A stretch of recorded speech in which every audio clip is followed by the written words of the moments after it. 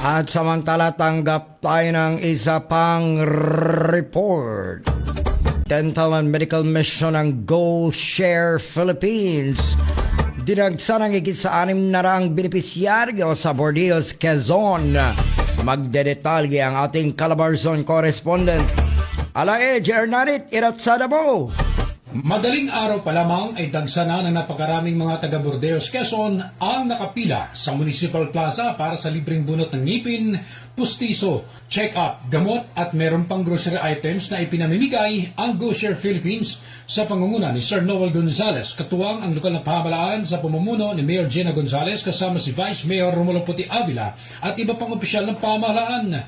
Ayon kay Mayor Gina Gonzales, malaking tulong ito sa kanyang mga kababayan dahil malaking bawas sa mga gastusin ng mga ganitong programa kumpara sa mga gastos ka pa sa tatawid sa mainland area para magpabunot ng ngipin at magpa-check up, kaya't sinunggaban kaagad ng kanyang mga kababayan ang mga pasyente mula pa sa mga islang barangay ng Bordeos. Kaya't ang iba kahapon pa bumiyahe para masigurong sila ay makatanggap ng libreng serbisyo.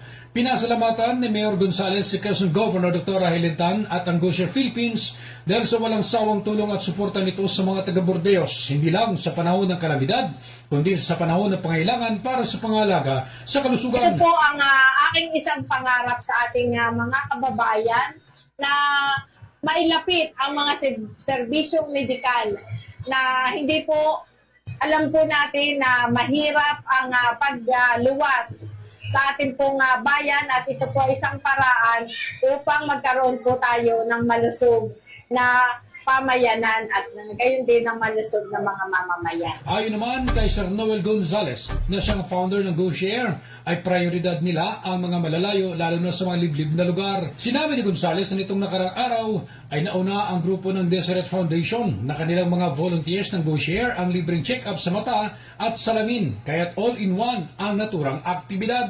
Panawagan naman ni Gonzales sa mga Bordeos na alagaan ang kanilang kalusugan at iwasan ang mga ipinagbabawal at pagkain upang healthy ang bawat pamilya. Tuwang-tuwa naman ang mga residente dahil sa sipag ng kanilang alkalde na ginagawa ang lahat para sa kapakanan ng mamamayan bilang pagtiyak sa maayos, malusog na pamayanan upang mas lalo pang umunlad ang bayan. Halos maluwa-luwa rin ang mga residenteng naninirahan sa mga islang barangay dahil sa malaking kabawasan ng kanilang gastusin at isang pambihirang pagkakataon nito, maramdam nila ang malasakit ng kanilang punong bayan. Tampok din sa naturang aktibidad na nakaalalay sa seguridad ang 88 Infantry Battalion ng 2nd Infantry Jungle Fighter Division ng Philippine Army, ganon din ang MDRMO personnel, Special Force Airborne ng AFP, Municipal Police Station Bordeos at kawanin ng lokal na pamahalaan ng nasabing bayan. Ang mensahe ko po sa ating mga kababayan, lalo-lalo na po sa mga taga Bordeos, sana po pangalagaan natin lagi ang ating mga kalusugan.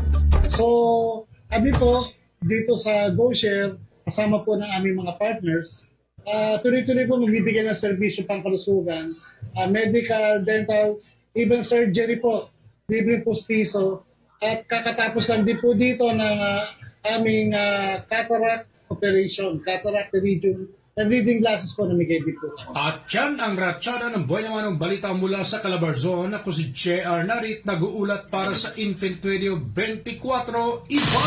Basta balita sa Infinite Radio, walang kawala. Iba!